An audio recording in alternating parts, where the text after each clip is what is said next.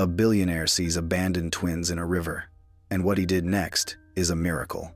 But this wasn't just a random act of kindness. The moment he pulled them from the freezing water, something deep inside him shifted. Who left these girls here? And why does it feel like they were meant for him? As questions pile up and buried memories resurface, one man is forced to face a truth he never saw coming. What if saving them was the only way to save himself? Before we get into the story, comment below where in the world you are watching from today. Ezra Del Rio opened his eyes at exactly 5:30 in the morning, just as he had for the past 20 years. The ceiling of his master bedroom stretched above him, pristine, white, and empty, like the hollow feeling in his chest. Outside, snow fell silently over his 10-acre lakeside estate, coating everything in cold silence. He rose mechanically from his king-sized bed, his feet touching the heated marble floor. The house was silent, no voices, no laughter, just the soft hum of the state-of-the-art heating system. At 50 years old, the tech billionaire had everything money could buy and nothing that truly mattered. Ezra's morning routine never varied. Shower for exactly 7 minutes. Dress in one of his identical charcoal suits. Black coffee, no sugar. As he passed through the hallway, his eyes briefly caught the only personal item in the entire mansion. A silver-framed photograph of a woman with dark curls holding a small child. His fingers twitched at his side, but he didn't stop walking. Later that afternoon, with gray clouds hanging heavy in the sky, Ezra drove his black Range Rover to the edge of his property. His therapist had been nagging him for months about connecting with nature and mindfulness exercises. Nonsense, he thought, but he'd run out of excuses. The frozen grass crunched beneath his expensive leather shoes as he walked along the foggy riverbank. His breath formed small clouds in the bitter air. The water moved slowly, nearly frozen at the edges. Then he heard it, a sound so faint he almost missed it. A cry, small and desperate. Ezra frowned, scanning the misty shoreline. There, caught in a tangle of reeds, was a large wicker basket bobbing gently in the current. The cry came again, clearer this time. His heart jumped to his throat as he waded into the icy water without hesitation. When he reached the basket and peered inside, 2 pairs of identical brown eyes stared back at him. Twin girls, no more than 3 years old, huddled together, their tiny bodies shivering violently. "My God," he whispered, lifting the basket from the water. The girls whimpered, clutching each other tightly. With trembling fingers, Ezra pulled out his phone and called his head of security. "Robert," he said, his voice uncharacteristically shaken. "I need medical assistance at the river edge. Now. And bring blankets, warm ones." He looked down at the twins again, their faces pale with cold. "It's going to be okay," he told them, though he had no idea if that was true. The first rays of morning light painted the sky in shades of pink and gold as Ezra's peaceful estate erupted into chaos.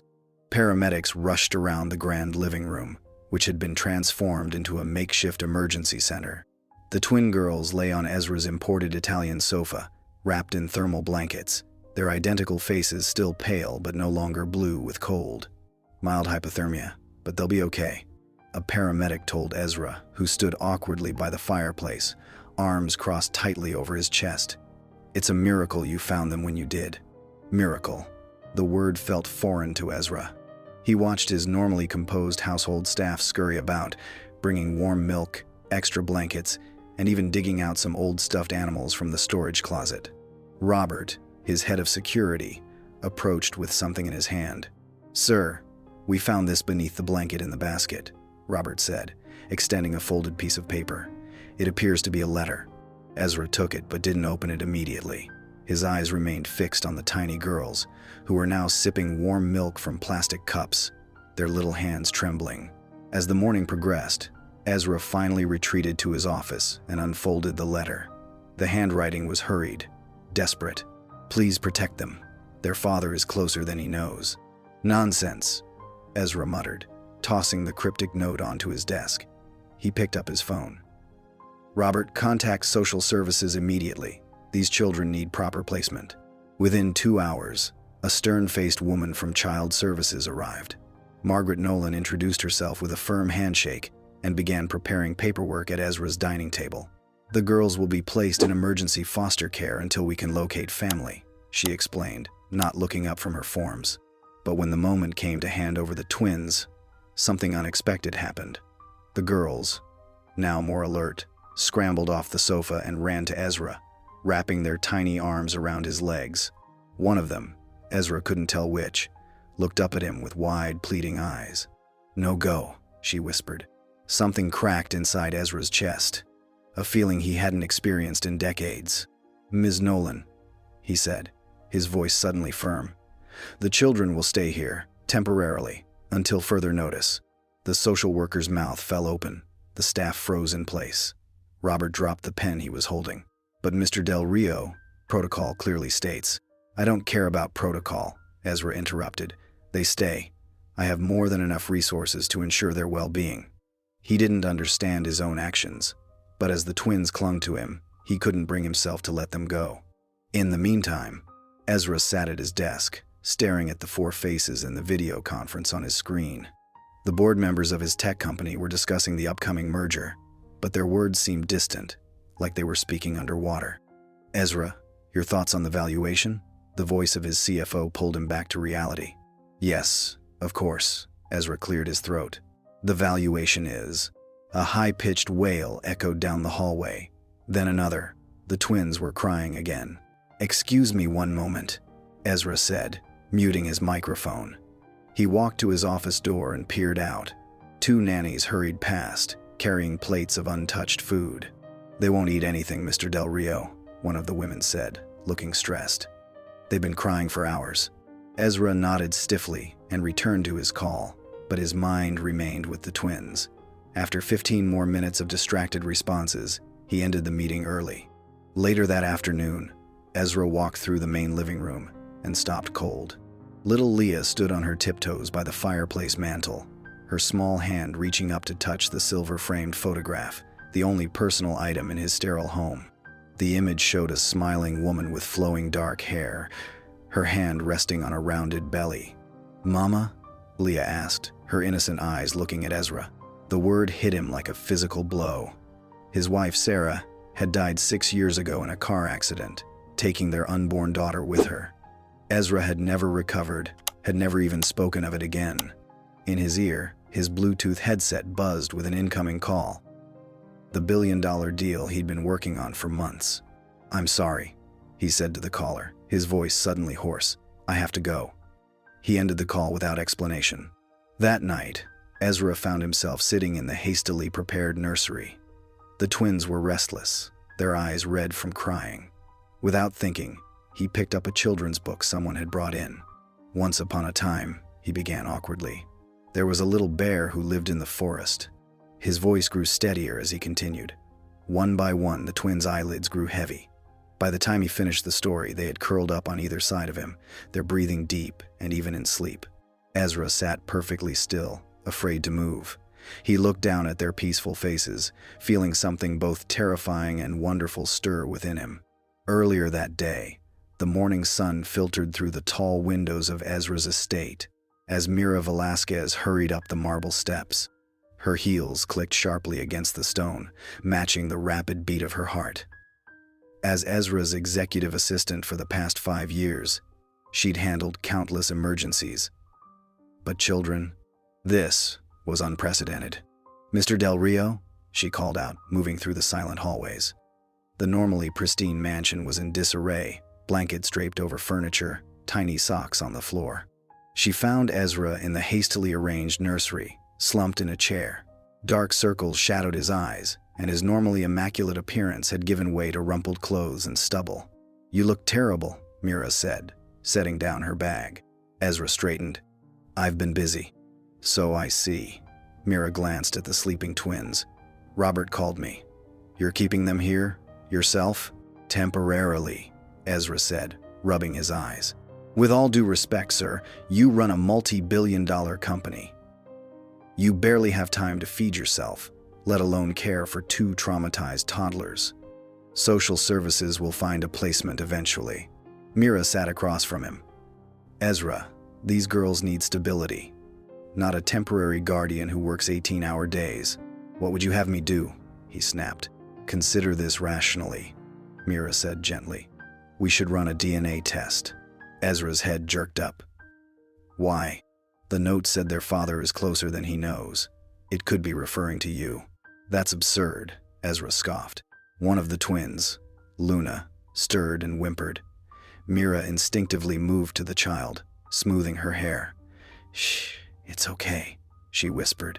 The little girl clung to her hand but didn't speak. She hasn't said a word, Ezra said quietly. The other one, Leah, she talks, but Luna. Trauma affects children differently. Mira observed, her heart aching for the silent child. Robert Crane appeared in the doorway, his expression grim. Sir, we have a problem. I've checked with every law enforcement agency in 3 states. There are no missing persons reports matching these children.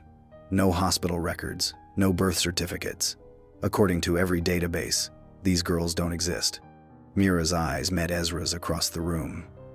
That's impossible, she whispered. Days turned into weeks as winter slowly released its grip on the estate. The once sterile hallways now held colorful toys scattered across the floor.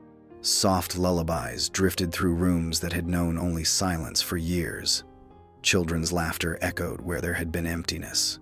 Ezra pretended to be annoyed by the transformation. These dolls are everywhere, he grumbled one morning, carefully placing a stuffed bear on a shelf. But Mira noticed how he straightened the toy's ribbon with gentle fingers. In the sunroom, Mira sat cross-legged on the floor with Luna, who watched her with solemn eyes. Luna, Mira said slowly, pointing to the quiet child. Can you say Luna? The little girl blinked, her lips moving silently. Luna, Mira repeated patiently. Ezra paused in the doorway, coffee cup in hand, watching. Lou, came the tiny whisper from Luna.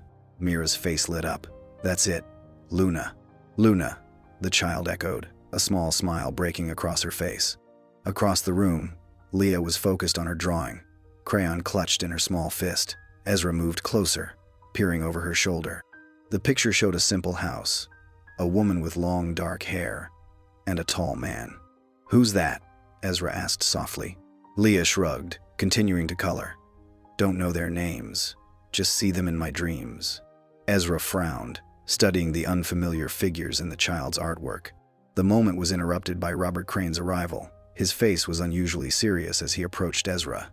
Sir, the DNA results are in, he said quietly, handing over a sealed envelope. Ezra took it with steady hands, though his heart pounded. He opened it, eyes scanning the document inside. The color drained from his face. That can't be right, he whispered. Mira stood, concern etching her features. What is it? Ezra looked up, his eyes filled with shock. I'm their grandfather, he said, his voice barely audible. These girls, they're my grandchildren. Mira stared at him, speechless. The paper trembled in Ezra's hand as he sank into the nearest chair. But how? Mira finally managed.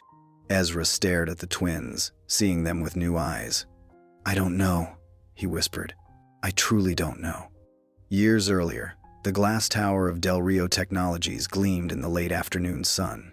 Inside his corner office, 33-year-old Ezra Del Rio reviewed acquisition papers with laser focus. His face was leaner then, his hair without gray, but his eyes already held that same calculating coldness. Sir, his secretary's voice crackled through the intercom. There's a woman here, Isabel Martinez. She insists on seeing you. Ezra's jaw tightened. Send her away. She says it's urgent. Personal. Minutes later, a young woman with tear-stained cheeks stood before his desk. Her hands trembled as they rested protectively over her slightly rounded belly. I'm pregnant, Isabel whispered. It's yours, Ezra. That's impossible, he replied coldly, though they both knew it wasn't. I'm keeping this baby, Isabel said, her voice growing stronger. I don't want your money. I want you to be a father. Ezra opened his desk drawer, withdrew his checkbook. This should cover everything, he said, writing a sum that made Isabel flinch. I suggest you start fresh somewhere else. Isabel stared at the check, then at him. You'll regret this someday, she said quietly, taking the money. Not because of me, but because of what you're throwing away. Back in the present, Mira's voice cut through Ezra's memory like a knife. You knew, she said, standing in his office doorway. You knew there could be someone out there. Ezra looked up from the DNA results, his face ashen. Isabel Martinez, he admitted. She claimed she was pregnant. And you sent her away, Mira said. It wasn't a question. I gave her money, Ezra defended weakly. I convinced myself she never had the child, that it was a ploy for cash. These girls are proof you were wrong, Mira said, her voice gentle but firm. That evening, Ezra sat alone in his study, a video call connecting him to a man in clerical collar. Raphael, Ezra said, his voice breaking. I need your guidance. Father Raphael's kind eyes studied his old friend. Tell me everything, Ezra. When Ezra finished his confession, the priest was silent for a long moment. You must find Elena, Father Raphael finally said. Isabel's daughter would be in her 30s now. These children need their mother. And if she wants nothing to do with me? Ezra asked. This isn't about you anymore, Raphael replied gently. It's about those little girls. Ezra nodded, determination replacing guilt in his eyes. I'll find her. For the twins. Soon after Ezra Del Rio agreed to search for Elena Martinez, he found himself pacing the length of his home office. The weight of his past choices pressed down on his shoulders like an invisible burden. Mira had been working tirelessly, making calls and searching databases that most people couldn't access. Ezra, Mira called from the doorway, her face brightening with cautious hope. I think I found something. She placed a folder on his desk and opened it to reveal hospital records from a small clinic 3 hours north. 3 years ago, a woman using the name Maria Delgado gave birth to twin girls, Mira explained, pointing to the dates that matched the twins' approximate age. The attending nurse noted that the patient seemed anxious, kept looking over her shoulder. She left against medical advice after just 2 days. Ezra studied the grainy security camera photo attached to the file. Though blurry, he could see the resemblance to Isabel in the young woman's features. Elena, he whispered, touching the image with trembling fingers. The small town of Pine Ridge welcomed them with faded storefronts and curious glances. The local clinic was a modest building with peeling paint and outdated equipment. I remember her, Nurse Nora Beck said, adjusting her reading glasses as she examined the photo Mira showed her. The elderly woman's silver hair was pulled into a tight bun, her uniform crisp despite its age. Quiet girl, polite. Those babies were beautiful, Nurse Beck continued. She was scared of something, or someone. Did she mention anything about family? Ezra asked, his voice strained. Nurse Beck's eyes narrowed in concentration. She left suddenly one night, packed up while I was checking her vitals. Before she disappeared, she said something about her father.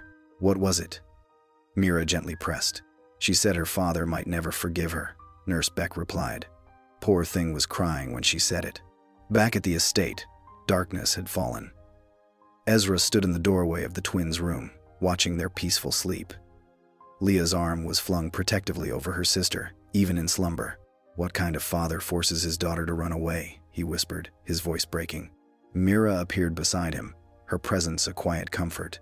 The kind who has a chance to make it right, she answered softly. Ezra nodded, tears gathering in his eyes for the first time in years. I did this, he admitted. I abandoned my own child, and now she's abandoned hers. The raw confession hung in the air between them. They're not abandoned, Mira corrected gently. They're home. At midnight, Ezra tossed in his silk sheets, trapped in a dream that felt more like a memory. A little girl with Isabel's eyes and his stubborn chin ran through a foggy meadow, her laughter echoing all around him. She wore a yellow dress that stood out against the gray mist. Elena, he called out, his voice desperate. Elena, wait! But the child only giggled and disappeared into the thickening fog. Ezra ran after her, his feet suddenly heavy as lead. Please, he begged, please don't go. He jolted awake with a gasp, his heart hammering against his ribs. Sweat soaked his pajamas despite the room's perfect temperature. For a moment, he couldn't remember where he was. Then reality crashed back. The empty mansion, the twins sleeping down the hall, the daughter he had rejected now missing. The next morning, Mira found him already in his office, eyes red-rimmed from lack of sleep. I need you to double the search, he said without looking up. Hire more investigators. Contact every hospital within 500 miles. Money is no object. Mira nodded, recognizing the haunted look in his eyes. "I'll make the calls right away." In the meantime, Leah sat at the kitchen table, her small hand gripping a black crayon with fierce concentration. Where her earlier drawings had been filled with simple shapes and bright colors, these new pictures were disturbing. A woman with tears streaming down her face, a house engulfed in angry red and orange flames, a tall figure walking away, his back turned to everything behind him. Mira knelt beside the little girl, keeping her voice gentle. "That's a very powerful drawing, Leah. Can you tell me about it?" Leah didn't look up, adding more tears to the woman's face. "That's Mommy's dream," she whispered, her voice so soft Mira had to lean closer to hear. Mira exchanged a worried glance with Ezra, who stood frozen in the doorway. It wasn't clear how much the twins actually remembered about their mother or what had happened to her. The silence was broken by Ezra's phone ringing. Father Raphael's name flashed on the screen. "I think we found her," the priest said without preamble. "A friend of mine works at St. Mary's shelter in the southern countryside. He believes he's seen someone matching Elena's description." "Is she okay?" Ezra asked, his knuckles white around the phone. "She's weak, keeps to herself. My friend says she has some kind of heart condition. She refuses medical help beyond basic medication." Ezra closed his eyes, feeling the weight of years of neglect crushing down on him. "We're leaving now." On that very night, Ezra's sleek black car pulled up to St. Mary's shelter, a weathered building nestled between ancient oak trees. His hands trembled slightly as he stepped out into the cool evening air. Robert had insisted on accompanying him, but Ezra had ordered him to wait in the car. This was something he needed to face alone. The shelter director led him through dimly lit hallways that smelled of disinfectant and old wood. "She keeps to herself mostly," the woman whispered. "Plays the piano when she thinks no one's listening." As they turned the corner into a small common room, Ezra froze. There, in the far corner, sat a thin, pale woman at an old upright piano. Her fingers moved gracefully across the yellowed keys, coaxing out a haunting melody that seemed to fill the entire room. Elena Martinez was in her mid-30s, her frame frail but her movements graceful. Her dark hair fell across her face as she swayed gently with the music. Ezra felt as though someone had punched him in the stomach. Those hands, that profile, they were Isabel's, but the stubborn set of her shoulders was unmistakably his. He approached slowly, each step heavier than the last. The floorboard creaked beneath his expensive shoes, and Elena's fingers paused on the keys. "Elena," he said, his voice barely audible. "I'm Ezra Del Rio." She turned, her dark eyes locking onto his. There was no surprise in them, only recognition and a deep, guarded pain that made him want to look away. "You don't get to act surprised," she whispered, her voice stronger than her appearance suggested. Without another word, she stood up and walked away, leaving the piano bench empty and the melody unfinished. Later, Ezra found her in the shelter's small garden, wrapped in a threadbare cardigan despite the chill. "I know exactly who you are," Elena said before he could speak. "I've always known." She turned to face him fully, and Ezra saw the truth in her eyes. This woman was his daughter. "I left the twins by the river because my heart is failing," she continued, her hand unconsciously moving to her chest. "I had no one else. I had to make sure they'd find you, even if you didn't deserve them." As time went on that week, Ezra made multiple attempts to reconcile with Elena, but she kept her distance. Each time he approached, she would find a reason to leave the room or busy herself with something else. Her eyes, so much like his own, remained guarded and cold. It was Mira who managed to break through Elena's walls. Ezra watched from afar as the two women sat together in the shelter's small garden, their heads bent close in conversation. "My father left when I was 9, Mira confided, her voice carrying softly on the breeze. "I spent years wondering what I'd done wrong." Elena nodded, wrapping her cardigan tighter around her thin frame. "I never wanted Leah and Luna to feel that way. But here I am, doing exactly what I swore I wouldn't." "You're trying to save them," Mira said gently. "That's different." "Is forgiveness really possible?" Elena asked, her voice breaking slightly. "After everything?" Mira touched Elena's hand. "I think it has to be. Otherwise, what's the point of any of this?" Later that evening, Ezra found Elena sitting alone in the shelter's common room. Her hands moved expertly across a sketch pad, creating the familiar faces of Leah and Luna with just a few strokes. "They're perfect," Ezra said quietly, startling her. Elena didn't look up, but her hand paused briefly. "I draw them every day, so I don't forget." Ezra sat down across from her. "They talk about you like you're still the son," he said softly. Something in his words finally broke through. Elena's eyes filled with tears as she described the years she'd spent hiding, working night shifts as a cleaner, ignoring the warning signs of her failing health so she could provide for her daughters. "I couldn't afford medicine and food," she explained, her voice trembling. "So I chose food for them." All of a sudden, Elena's face went pale. The sketchpad slipped from her fingers as she clutched at her chest. She tried to stand, but collapsed instead, her body crumpling to the floor. "Elena!" Ezra shouted, panic surging through him as he rushed to her side. "Someone call an ambulance!" Everything blurred after that. The wail of sirens, the rush to the local hospital, Ezra pacing the sterile hallway while doctors worked behind closed doors. When the doctor finally emerged, his face was grave. "Her heart is weakening rapidly," he explained. "She needs surgery as soon as possible, and even then..." He paused, his expression softening with sympathy. "I can't make any guarantees." At that moment, as Ezra sat in the hospital waiting room, his head buried in his hands, a familiar voice called his name. Father Raphael stood there, his aging face lined with concern. "I came as soon as I heard," Raphael said, taking the seat beside Ezra. The hospital's fluorescent lights cast harsh shadows across Ezra's face. His expensive suit was wrinkled, his eyes red-rimmed from lack of sleep. "The doctors say..." Ezra's voice cracked. "They say her heart might not be strong enough for the surgery." Father Raphael placed a weathered hand on Ezra's shoulder. "Second chances don't come often in life, my friend. Don't waste this one." "What if it's too late?" Ezra whispered. "It's never too late to do the right thing," Raphael said gently. "You have a chance to be the father she needed all those years ago." Something broke inside Ezra then. Years of carefully constructed walls crumbled as tears filled his eyes.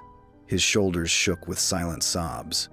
"I don't want to lose her too," he cried, his voice raw with emotion. "Not when I've just found her." Raphael's eyes grew distant, remembering.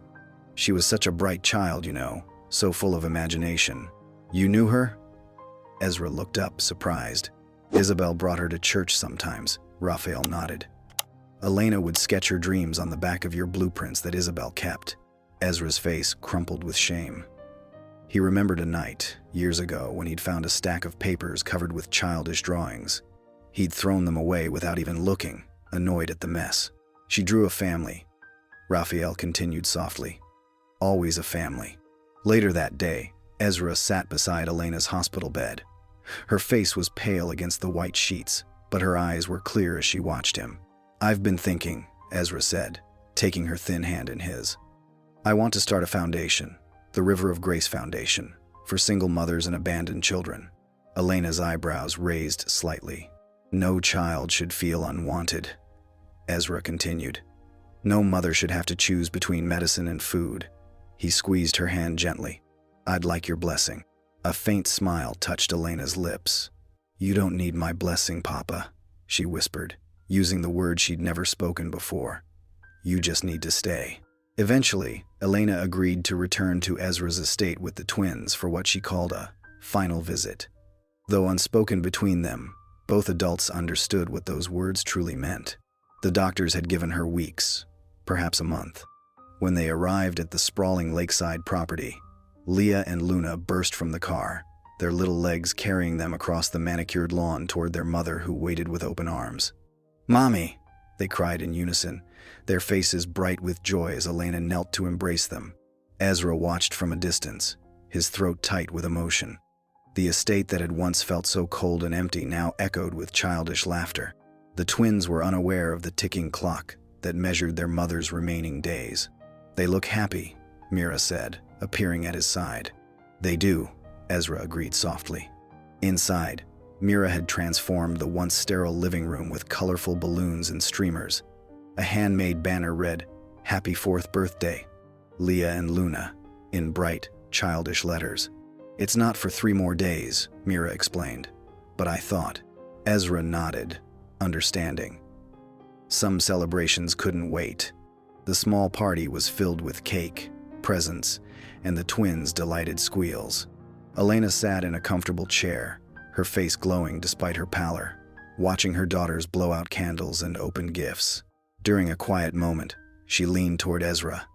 "Let them remember joy," she whispered, her eyes shining with unshed tears. From her pocket, Elena produced 2 small velvet boxes. Inside each was a delicate silver necklace with her initials, EM, engraved on a tiny heart pendant. "So I'll always be close to their hearts," she explained as she fastened them around the twins' necks. Right then and there, while the twins played with their new toys, Ezra produced the legal documents he'd had prepared. With a steady hand, he signed the Declaration of Guardianship, officially naming himself as Leah and Luna's permanent legal guardian. Elena watched from the garden doorway, one hand pressed against her heart. Her expression held both profound sadness and unmistakable peace. "Thank you," she mouthed silently when Ezra looked up. By the time Ezra Del Rio arrived back at the estate from a meeting with a pediatric specialist for Leah's speech delay, the usual sounds of the twins playing had vanished. The sprawling lakeside home felt unnaturally still, as if holding its breath. Mira Velasquez met him in the foyer, her face etched with worry. "It's Elena," she said quietly. "She's locked herself in her room since noon. She won't let anyone in, not even the girls." Ezra's chest tightened. "Where are Leah and Luna?" "Napping. I read them a story after lunch." He nodded and made his way upstairs, his footsteps heavy on the polished wood. Outside Elena's door, he paused, then knocked gently. "Elena, it's me." Silence answered him. "Please, Elena, just let me know you're okay." A soft shuffling sound came from inside. "I need time." Her voice was thin, fragile. "I understand," Ezra said, leaning his forehead against the cool wood. "But you don't have to be alone." After what felt like forever, the lock clicked. The door opened just enough for him to see Elena sitting at a small desk, surrounded by papers. 3 envelopes lay before her, each labeled with a name: Leah, Luna, and Ezra. She looked up at him with red-rimmed eyes. "Come in." The room was dim, lit only by a bedside lamp. Elena gestured to the letters. "For when I'm gone," she explained simply. Ezra sat on the edge of the bed facing her. "Elena, my biggest fear," she interrupted, "is that they'll forget my laugh, the way I sing to them, the sound of my voice." A tear slipped down her cheek. "Will they remember me at all?" Ezra reached for her hand, holding it between both of his. "They won't forget you, Elena. Not a single sound, not a single memory. I promise you that." That night, they sat together in the twins' room. Elena held their favorite storybook while Ezra set up a camera on a tripod. Her voice grew stronger as she read, filling the room with warmth and love, a precious gift captured forever. During the summer of 1965, Father Raphael sat on the plush lawn of Ezra's estate, the twins cross-legged before him. Their eyes were wide with wonder as the elderly priest shared stories from long ago. "Did you know your grandfather was quite the adventurer?" Raphael's eyes twinkled with mischief.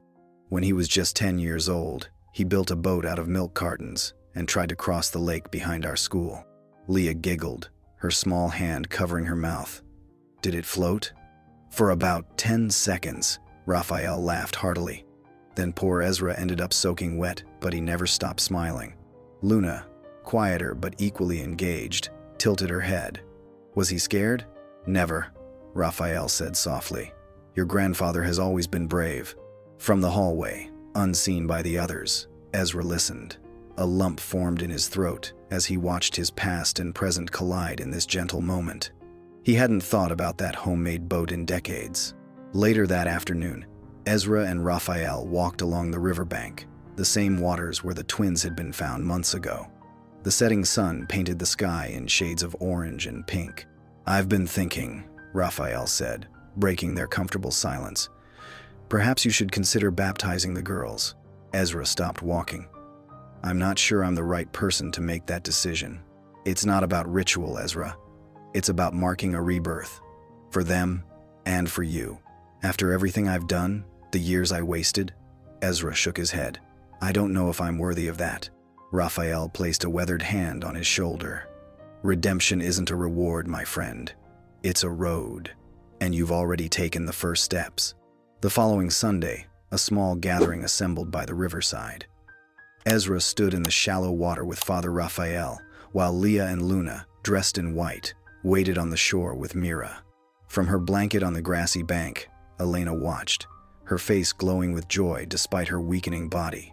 Tears glistened in her eyes as she witnessed this moment, perhaps her last public celebration with her daughters. She clutched her cardigan around her shoulders, but her smile never faltered.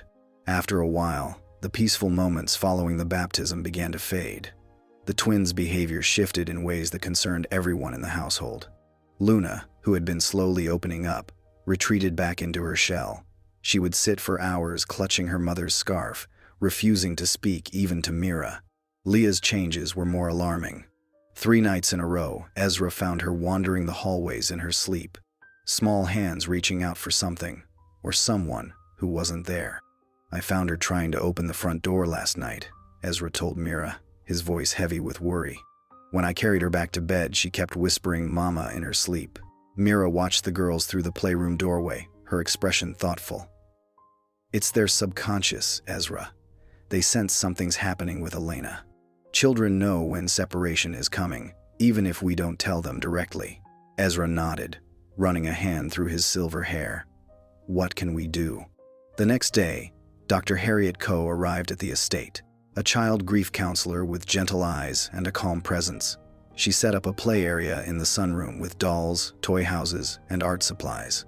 Play is how children process their feelings, Dr. Coe explained as she observed the twins. They'll tell us what they need if we listen carefully. Through several sessions, patterns emerged. Luna would repeatedly build walls around a doll she named Mama. Leah drew pictures of water and 2 small figures in a basket. They remember more than we thought, Dr. Coe told Ezra privately. They remember the river, the cold. They've mentioned waiting for Papa to come. They meant you, Ezra. That evening, Ezra found himself in the kitchen with Mira, awkwardly attempting to prepare dinner for the twins. He fumbled with the vegetable peeler, while Mira expertly chopped carrots. I've never cooked a meal in my life, he admitted with a self-deprecating smile. You're learning, Mira replied kindly. Just like you're learning to be their father. They already see you as their home now. Ezra paused, the weight of her words settling on him. I just hope it's not too late to earn that title. Back then, when Elena was barely 18, she stood frozen in the hallway outside Ezra's office. Her hand instinctively moved to her stomach, still flat but carrying a secret that would change everything. Through the crack in the door, she could hear her father's cold, calculated voice. If word gets out about this pregnancy, we'll deny it completely, Ezra told his lawyer. I'll disown her publicly if necessary. This company is too close to the merger to risk a scandal. Elena's heart shattered. She had come hoping for support, for the father she desperately needed. Instead, she found only rejection. That night, she packed a small bag and disappeared. The memory shifted to a hospital room 3 months later. Isabel Martinez, Elena's mother, lay thin and pale against white sheets. Cancer had ravaged her body, but her eyes remained fierce with love. Keep the baby safe, Isabel whispered, squeezing Elena's trembling hand. You don't need his name. You are strong enough. We Martinez women always are. In the present, Elena sat with Mira in the garden of Ezra's estate. The twins played nearby, their laughter carrying on the breeze. I lived in abandoned buildings, Elena confessed quietly. I cleaned train stations at night when no one would see me. I only went to the hospital when I collapsed during labor. She shook her head, eyes distant with memory. I never, not once, imagined Ezra would be the one to find my girls. Mira reached out, covering Elena's hand with her own. My parents left when I was 4, she shared. My grandmother raised me in her tiny apartment above the bakery where she worked. I understand what it means to create family from nothing. Elena's eyes filled with tears. The girls trust you. I see how they look at you. They adore you, Mira insisted. But they'll need someone when I'm gone, Elena said. She took a deep breath. Would you be their godmother, Mira? Someone who understands what it means to be left behind? Mira's eyes widened. then softened with emotion. "I would be honored," she whispered, and the two women embraced, connected by shared pain and newfound purpose. At dusk, the golden light of sunset painted the river with streaks of amber and rose. Ezra walked slowly along the riverbank, his large hand gently holding the much smaller ones of Leah and Luna. The twins skipped occasionally, their matching blue dresses fluttering in the evening breeze. Suddenly, Leah stopped. Her small face grew serious as she looked up at Ezra, her eyes wide and questioning. "This is where you found us, right, Papa?" she whispered, pointing toward a bend in the river where tall reeds swayed gently. Ezra felt his throat tighten. He knelt down, bringing himself to their level, and nodded. The memory of that foggy morning, the basket, their tiny shivering bodies, was etched permanently in his mind. "Yes," he said softly. "Right there, where the water slows down." He reached out, touching both their cheeks. And from that moment, I was never the same. Luna, usually the quieter of the two, stepped closer and wrapped her arms around his neck.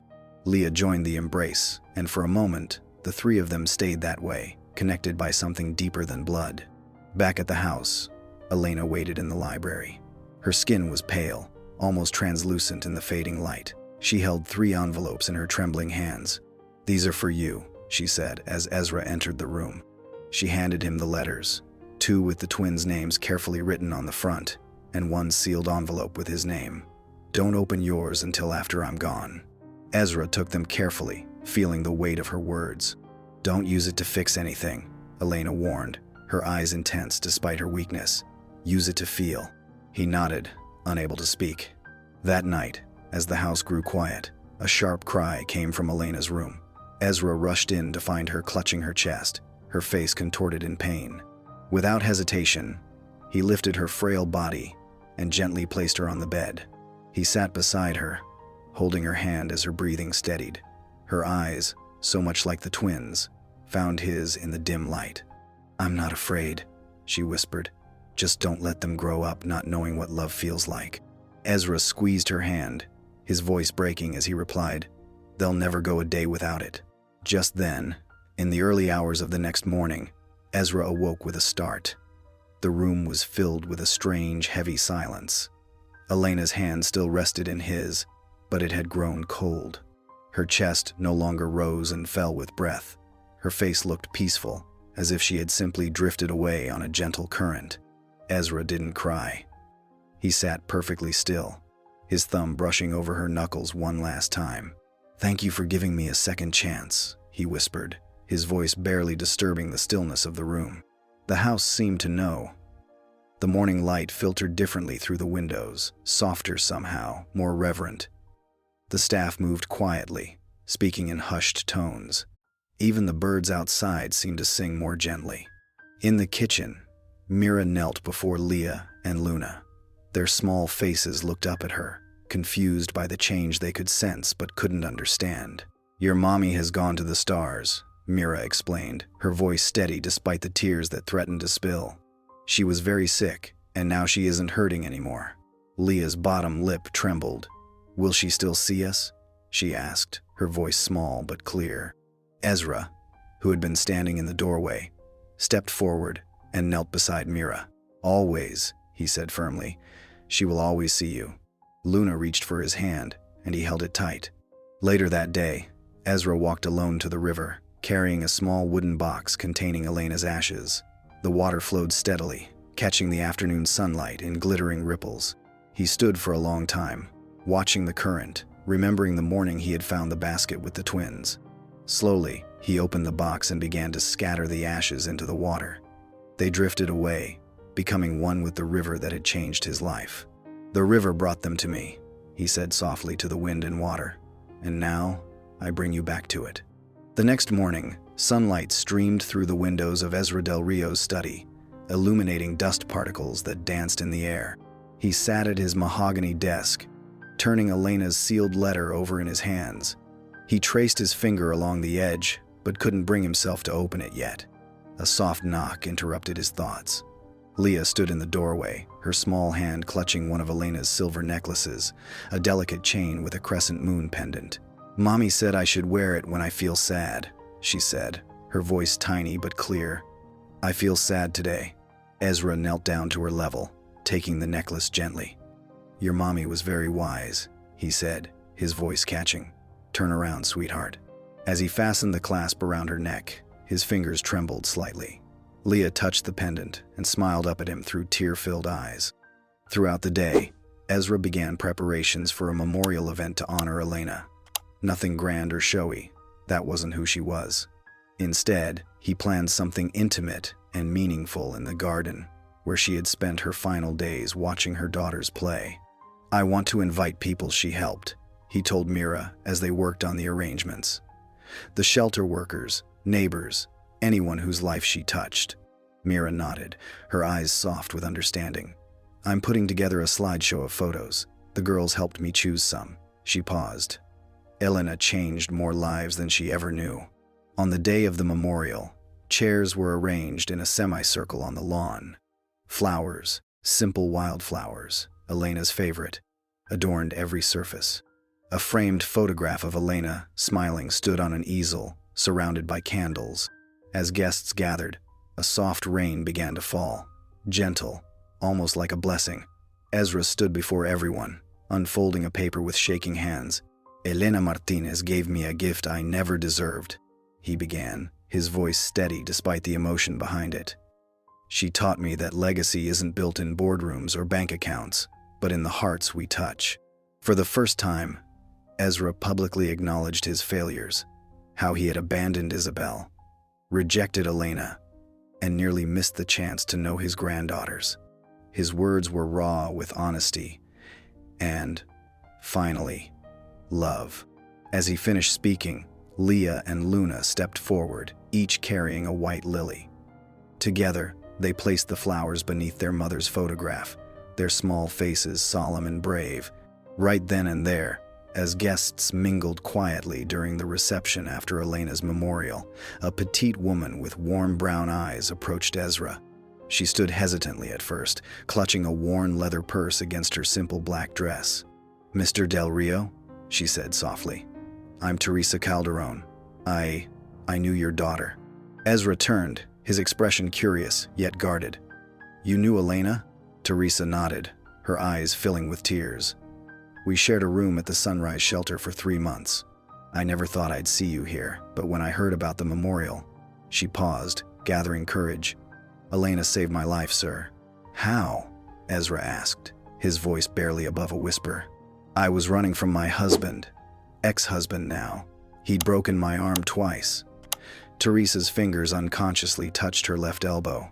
"Elena pooled her cleaning money for weeks to buy me a bus ticket to my sister's home in Colorado. She gave me her winter coat too." Teresa wiped a tear. "She had nothing, Mr. Del Rio. Nothing. Yet she gave everything." Ezra stood speechless, his throat tight with emotion. He'd been learning pieces of Elena's life since finding the twins, but this revelation struck him deeply. His daughter, the woman he'd abandoned, had shown more humanity with empty pockets than he had with billions. "She used to talk about a dream," Teresa continued. "She wanted to create a place where mothers could bring their children, learn skills, get health care. A real chance, she called it." Ezra nodded slowly, absorbing every word.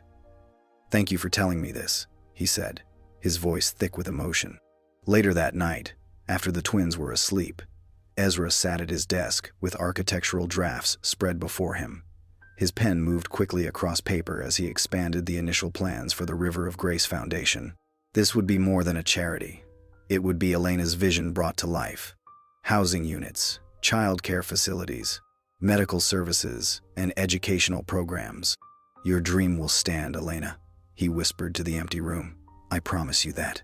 In those days following the memorial, Ezra's mansion transformed from a cold, sterile space into a home filled with small moments of wonder.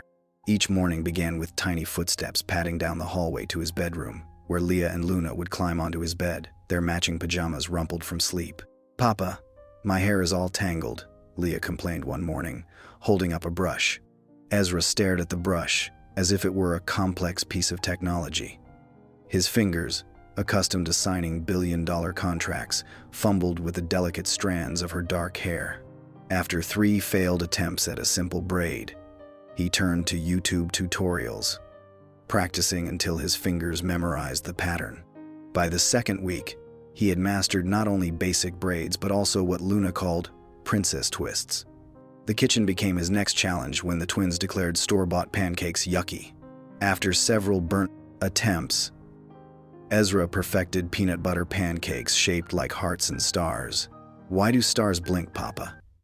Luna asked one evening as they sat on the patio.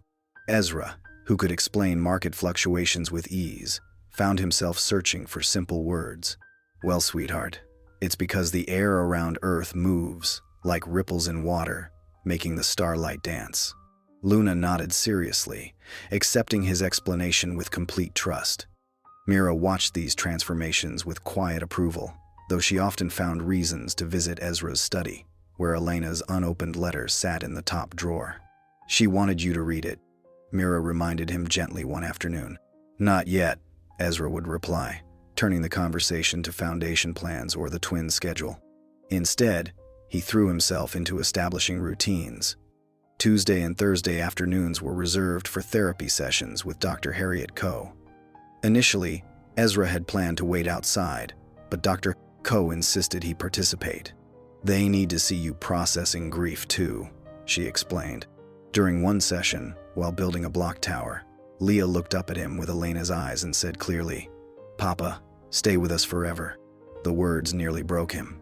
That night, after tucking the girls into bed and kissing their foreheads, Ezra finally sat alone in his study and opened Elena's letter with trembling hands. Her handwriting was delicate but determined. "Thank you for finally becoming the father I always needed. Raise them with grace. Let them teach you what I couldn't." Ezra pressed the letter to his chest and, for the first time since Elena's passing, allowed himself to weep. Out of nowhere, Ezra's carefully constructed new life was shattered by a front-page tabloid headline: "Tech Billionaire's Family Charade. The Truth Behind Del Rio's Rescue Story." The article featured a doctored photo of Elena looking distraught, with bold text claiming Ezra had coldly abandoned her years ago and was now using the twins for public redemption. "This is garbage," Mira fumed, slapping the paper down on Ezra's desk. "They've twisted everything about Elena." Ezra skimmed the article, his face hardening with each paragraph. "It doesn't matter. The people who know us understand the truth." But the next day, his resolve crumbled when Leah came home from preschool with tears streaming down her cheeks. "A boy said you didn't really want Mommy or us," she whispered, her small voice breaking. "He said it was all pretend." Ezra gathered her in his arms, his heart shattering. That evening, after tucking the twins into bed, he made his decision. "Schedule a live broadcast," he told Mira. "No scripted statements, no press team, just me." 3 days later, Ezra sat alone before cameras in his living room. The twins' artwork hung visible on the walls behind him. "Many of you have only known me as a businessman," he began, his voice steady but vulnerable. "Today, I speak to you as a father and as a man who has made terrible mistakes." For 20 minutes, he spoke openly about abandoning Elena's mother, about his daughter's courage in raising the twins alone despite her failing health, and about finding Leah and Luna by the river, a moment he called divine intervention. "I don't deserve forgiveness," he said, his eyes glistening, "but those little girls deserve the truth.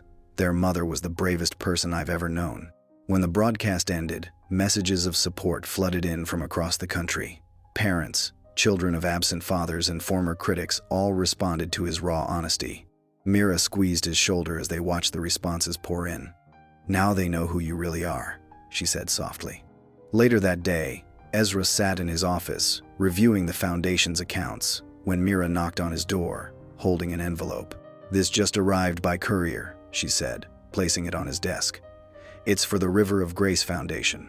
Ezra opened the envelope and found a check for $50,000. His eyes widened as he read the handwritten note that accompanied it. "In honor of the woman who saved me when no one else would." The note wasn't signed. Ezra ran his fingers over the paper, wondering about the connection between the donor and Elena. "Someone else whose life she touched," he murmured, his voice thick with emotion.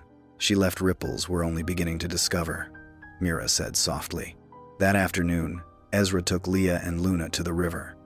The water sparkled in the late-day sun, as he helped the girls fold colorful paper into simple boats.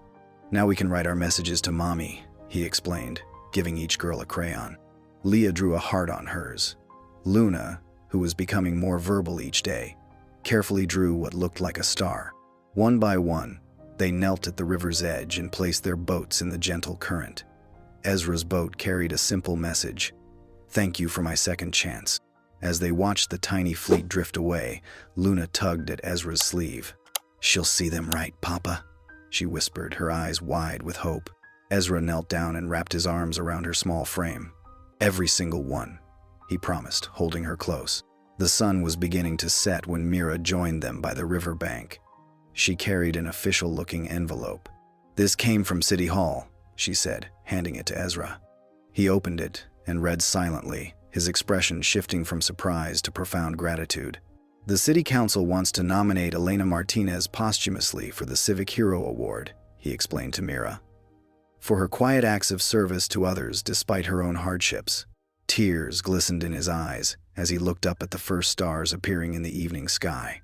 "She deserves the whole sky," he said softly. At sunset, Ezra stood before the newly constructed River of Grace safe house, his heart swelling with pride and emotion. The two-story building glowed warmly in the golden light, its fresh paint and welcoming porch a stark contrast to the cold shelters Elena had known. 3 young mothers, each carrying small children or holding their hands, walked up the pathway toward their new home. Mira moved efficiently among them, clipboard in hand, guiding the small family groups with gentle words and reassuring smiles. "Your rooms are upstairs," she explained to a woman with a sleeping toddler on her hip. "We've prepared everything you might need for tonight." Ezra watched silently, remembering how Elena had once been just like these women, alone, afraid, with children to protect and nowhere safe to go. In the entryway, Ezra carefully hung a framed photograph of Elena. Her smile, captured in a rare moment of joy with the twins, seemed to light up the hallway. Beneath the photo, a small brass plaque read, "In memory of Elena Martinez, the light that led us home." Leah and Luna, now 4 years old, helped him arrange colorful welcome cards on a bulletin board nearby. Luna placed star stickers around the edges, while Leah carefully wrote, "Welcome," in wobbly letters at the top. "Mommy would like this," Leah said confidently, stepping back to admire their work. "She sees it," Luna added, touching the photograph with gentle fingers. The days that followed brought a rhythm to their lives, Ezra attending weekly therapy sessions with the twins, learning to name feelings and heal together. Mira led workshops for the new mothers, teaching skills Elena had never been given the chance to learn. Each night ended the same way, Ezra tucking Leah and Luna into their beds, reading stories until their eyelids grew heavy. He kissed their foreheads tenderly as they drifted to sleep beneath the glow of star-shaped night lights that turned their ceiling into a miniature galaxy. "Good night, my stars," he whispered, just as Elena once had. Eventually, Ezra Del Rio began teaching at a community center on weekends, mentoring teenage boys who came from broken homes. The classroom wasn't fancy, just folding tables, plastic chairs, and a whiteboard, but something powerful happened there each Saturday morning. Ezra taught basic business skills, but more importantly, he listened to their stories. One boy in particular caught his attention. Jalen Reyes, 15 years old with sharp eyes and a permanent scowl, reminded Ezra painfully of himself at that age, proud, angry, and alone. Jalen sat in the back corner, arms crossed, challenging every word Ezra said. "Why should we listen to you?" Jalen asked one day after class. "You've had everything handed to you." Instead of getting defensive, Ezra simply said, "Want to see something?" and invited him to the estate the following weekend. Ezra took Jalen under his wing. They spent a Saturday building a tree bench together on the estate grounds. Ezra taught him how to measure twice, cut once, and sand the wood until it was smooth as silk. The twins brought them lemonade, giggling as they ran back to the house. As they finished the bench, positioning it perfectly beneath an old oak tree, Jalen ran his hand over their work. "Never thought I'd like a rich guy," he admitted, a hint of a smile breaking through his tough exterior. Ezra looked at him thoughtfully. "Took me 50 years to like myself," he replied honestly. Meanwhile, Mira Velasquez finalized the legal adoption papers that would make official what their hearts already knew. On a bright Tuesday morning, Ezra signed them with quiet reverence, making Leah and Luna officially his daughters. That evening, they celebrated with cake and sparkling apple juice. The twins, dressed in matching yellow dresses, carefully wrote their names on a big colorful board that Mira had prepared. Across the top, in rainbow letters, it read, "Our forever family." At that moment, while looking through one of Leah's school art projects, Ezra found a painting that made his heart skip a beat. The watercolor was simple but powerful, the blue river flowing across the page, a smiling woman with golden hair floating in a sky full of stars, and 3 figures standing on the shore. 2 small girls holding hands, and beside them, a tall man with something special, a bright red heart drawn over his chest. Ezra's fingers trembled as he held the painting. He stared at it for a long time, seeing himself through his daughter's eyes. He carried the painting to the living room where Leah was playing with her dolls. "Sweetheart," he said softly, kneeling beside her, "can you tell me about this picture you made?" Leah looked up, her eyes, so much like Elena's, bright with recognition. She pointed to the figure in the sky. "That's Mommy. She watches us now," she explained matter-of-factly. Then her small finger touched the heart on the man's chest. "And you have her heart." Something broke inside Ezra. Tears filled his eyes and spilled down his cheeks. He clutched the painting to his chest, holding it like the precious treasure it was. Leah wrapped her arms around his neck, not fully understanding his tears but offering comfort anyway. Later that day, Ezra carefully placed the painting in a beautiful frame and hung it in the front hall where everyone who entered their home would see it. That evening, Mira arranged a family picnic near the river. The late afternoon sun sparkled on the water as they spread blankets on the grassy bank. After they finished their sandwiches and fruit, Ezra gathered the twins close. "Would you like to hear a story?" he asked. They nodded eagerly, snuggling against him. "Once there was a man who thought he had everything," Ezra began, his voice gentle. "But his heart was empty and cold. Then one day, the river brought him a miracle. 2 little miracles, actually. And slowly, the man found that the river had given him back his heart." Leah looked up at him with serious eyes. "That's you, Papa." Luna, who usually spoke less than her sister, added softly, "And us too." Ezra held them close, meeting Mira's knowing smile across the blanket. The river flowed beside them, peaceful and constant, like the love that now filled their lives. On a cold winter morning, exactly 1 year after Leah and Luna were found, Ezra returned to the riverbank with the twins. The fog rolled in just like before, hanging low over the water, but this time, the scene was filled with warmth and color. The girls wore bright red coats and yellow boots, their laughter cutting through the misty air as they jumped over puddles. Ezra watched them with a smile that reached his eyes, so different from the man who had walked this path alone a year ago. "Girls," he called softly, "come sit with me for a moment." Leah and Luna ran to him, their cheeks pink from the cold. They settled on a large rock overlooking the water. Ezra pulled out a folded piece of paper from his pocket. "I wrote something for today," he explained, his voice steady but full of emotion. "For our special anniversary."